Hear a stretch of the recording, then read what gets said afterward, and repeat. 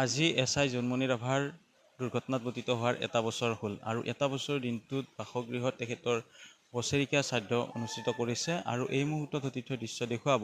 সকলোৱে জ্ঞাত আছিলে যে এছআই জোনমণি ৰাভাই 15 মে'ৰ পুৱতি নিশা দুৰ্ঘটনাত পতিত হৈ মৃত্যুমুখত পৰা বুলি খবৰ ওলাইছিলে আৰু সেই খবৰৰ পিছতে এক প্ৰকাৰ সকলোৱে দুখত ভাগি পৰা পৰিলক্ষিত হৈছিলে। যিহেতু এছআই জোনমণি ৰাভা অঞ্চলটোৰে এটা কৃতি ছাত্ৰীৰ সমান্তৰালভাৱে দক্ষতাৰে বিভাগটো আগুৱাই নিবলৈ চেষ্টা কৰিছিলে। সেই সময়ত তেওঁ মৰিকলং আৰক্ষী চকীৰ ভাৰপ্ৰাপ্ত বিষয়া হিচাপে আউটপোষ্টৰ ভাৰপ্ৰাপ্ত বিষয়া হিচাপে কৰ্মৰত আছিলে আৰু আজি শ্ৰদ্ধাঞ্জলি অনুষ্ঠানৰ সতীৰ্থ দৃশ্য দেখুৱাব। এই মুহূৰ্তত ফটোখন দেখুৱাইছে সতীৰ্থই যে ইয়াতে শ্ৰদ্ধাঞ্জলি জনোৱা হৈছে আৰু শ্ৰদ্ধাঞ্জলি জনোৱা ইয়াতে নাম প্ৰসংগৰ ব্যৱস্থা কৰা পৰিলক্ষিত হৈছে।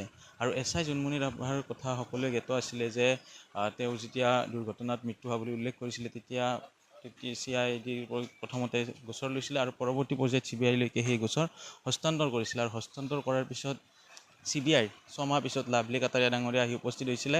6 মাহ পৰ্যন্ত যিটো মোবাইল ফোন পোৱা নাছিলে বা মানি বেগ পোৱা নাছিলে সেই সকলো কিন্তু সেই 6 মাহ পিছত উদ্ধাৰ হোৱা পৰিলক্ষিত হৈছিলে আৰু CBIৰ ফালৰ পৰাও তেখেতসকলে নথি পত্ৰ দিছিলে যে উল্লেখ কৰিছিলে যে এই গোটেইখিনি যদি চোৱা যায় দুৰ্ঘটনাতে মৃত্যু হোৱা বুলি স্পষ্ট কৰি দি যোৱা পৰিলক্ষিত হৈছিলে।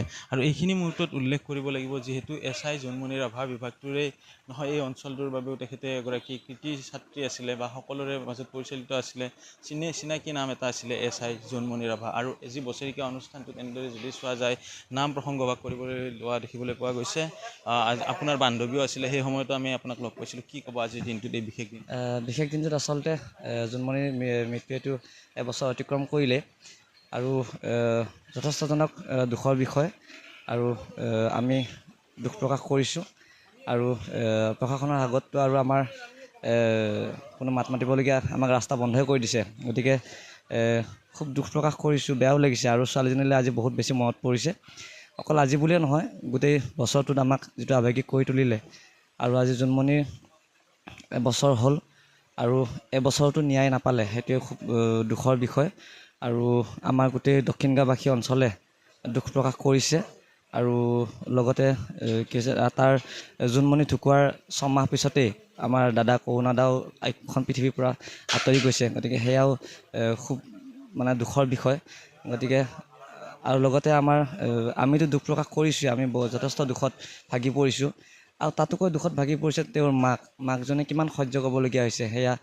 কিন্তু এবাৰো চৰকাৰে যদি এবাৰ চিন্তা এটা কৰিলেহেঁতেন তেতিয়াহ'লে নিশ্চয় ভাল পালোঁ হয় বুলি আশা কৰিছোঁ। আৰু আছিলে সতীৰ্থ বন্ধুৰ কথা তেখেতে উল্লেখ কৰিছে যে বিগত এই যি এটা বছৰৰ ভিতৰত যদি চোৱা যায় জোনমণি ৰাভাক হেৰুৱাৰ সমান্তৰালভাৱে জোনমণি ৰাভাৰ ডাঙৰ ককায়েক ভাতৃ কৰুণা ৰাভাৰো মৃত্যুমুখত পৰিছে আৰু সমান্তৰালভাৱে এতিয়া সুমিত্ৰা ৰাভা অকলশৰীয়া হোৱাৰ বাবে যি গোচৰ ৰুজু কৰিছিলে সেই গোচৰ তেখেতে উঠাই লৈছে যাতে তেখেতে কোৰ্টলৈকে যাবলৈ আহ যাহ কৰিবলৈ ভাড়া নাই তেনেধৰণৰ মন্তব্য দিছিলে। আমাক উল্লেখ কৰিছিলে যে কেছ খেলিনো কি হ'ব, আমি যিহেতু জিকিব নোৱাৰোঁ। সেই সময়ত এই গোটেই ঘটনাত যদি চোৱা যায় নাম সাঙুৰ খাইছিলে SP লীনা দলে আৰু মাতৃগৰাকী আছে। যদি কিছু কথা সম্ভৱ হয় জানিবলৈ চেষ্টা কৰিম যিহেতু এটা বছৰ বাগৰিল এইখিনি মুহূৰ্তত।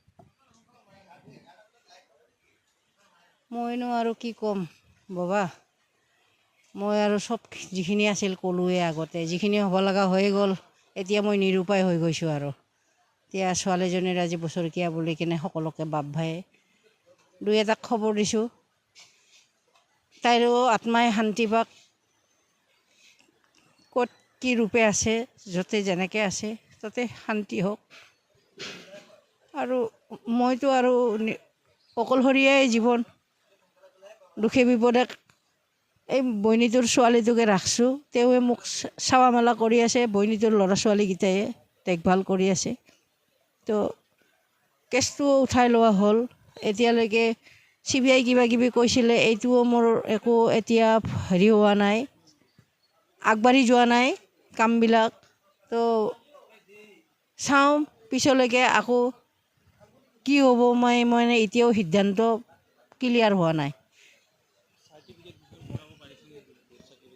ডেথ চাৰ্টিফিকেট ওলাইছোঁ, ল'ৰাৰো ওলাইছোঁ, ছোৱালীৰো ওলাইছোঁ।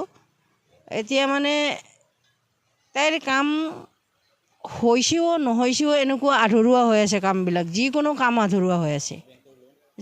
বেংক চব কামেই আধৰুৱা হৈ আছে, মই একো কাম ক্লিয়াৰ কৰিব পৰা নাই।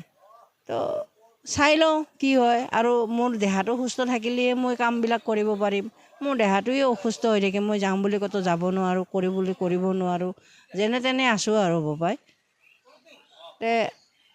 য'তে নাথাকক মোৰ মানে ছোৱালীটো ভগৱানে সদগতি লগাওক।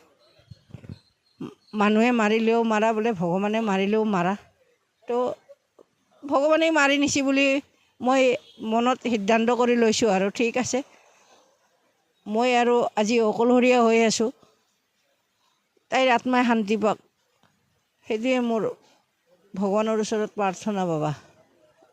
আছিলে দুৰ্ভগীয়া মাতৃৰ মন্তব্য। উল্লেখ কৰিছে যে আত্মাই শান্তি পাওক, মানুহে মাৰিলেও মাৰা, ভগৱানে মাৰিলেও মাৰা, এনেধৰণৰ মন্তব্য কৰিছে। আৰু আমি উল্লেখ কৰিছোঁ যে জোনমণি ৰাভাৰ যি সময়ত মৃত্যু হৈছিলে সেই সময়ত প্ৰথম পৰ্যায়তে সকলোৱে সন্দেহ উঠিছিলে, যিহেতু তাত মোবাইল ফোনটো নাপালে বা মানি বেগটো নাপালে। কিন্তু ছমাহ অন্তত যেতিয়া লাভলী কাটাৰিয়াৰ নেতৃত্বত CBI এটা দল আহিলে, সেই একে স্থানতে কিন্তু এক্সপ্ৰেছখনৰ ভিতৰত মোবাইল ফোন উদ্ধাৰ হ'ল বা মানি বেগ উদ্ধাৰ হ'ল। তাক লৈ কিন্তু সকলোৰে ৰহস্য অধিক ঘনীভূত হৈছিলে। কিন্তু CBI ফালৰ পৰা জনোৱা হৈছিলে যে এই গোটেই ঘটনা যদি চোৱা যায় দুৰ্ঘটনা হোৱা বুলি উল্লেখ কৰিছিলে। এক্সপ্ৰেছিয় বাহনখন তীব্ৰ বেগত গৈ ট্ৰাকত খুন্দা বুলি উল্লেখ কৰিছিলে। আৰু সেই সময়ত কালিয়া নামৰ এটা ড্ৰাইভাৰ ওলালে হঠাতে, মানে বহুখিনি যদি চোৱা যায় এটা মেৰ পেচত সোমাই পৰিছিলে। আৰু এই এবছৰ চোৱাতে কিন্তু নিজ পুত্ৰকো হেৰুৱালে, জীয়াৰীকো হেৰুৱাই এতিয়া তেওঁ নিথৰুৱা হৈ পৰিছে দুৰ্ভগীয়া মাতৃগৰাকী। আৰু কাম কাজ কৰিবলৈ আজি তেখেতৰ ধনৰ নাটনি হোৱা বুলি উল্লেখ কৰিছে যে বিভিন্নজনে সহায় সহযোগ কৰিছে, যদিও বেছিকৈ বাপ ভাইক মাতিব লাগিছিলে, কিন্তু কমকৈ হ'লেও বাপ ভাইক মাতি আজি বছৰেকীয়া শ্ৰাদ্ধখন এনেদৰে অনুষ্টুপীয়াকৈ কৰা পৰিলক্ষিত হৈছে। আৰু তেখেতে কৈছে যে গোচৰ উঠাই লৈছে। এই এবছৰ কালছোৱাত কিন্তু যদি চোৱা যায় জীয়াৰীক হেৰালে, পুত্ৰক হেৰালে, আৰু চৰকাৰ প্ৰশাসনৰ ফালৰে পৰা হওক বা এই গোটেই ন্যায় তদন্তৰ পৰা তেখেতে ন্যায় নাপাব বুলি কিন্তু গোচৰ উঠাই লোৱাও পৰিলক্ষিত হ'ল। আৰু আজি বছৰেকীয়া অনুষ্ঠানত আমি বাসগৃহৰ পৰিৱেশ দেখুৱালোঁ।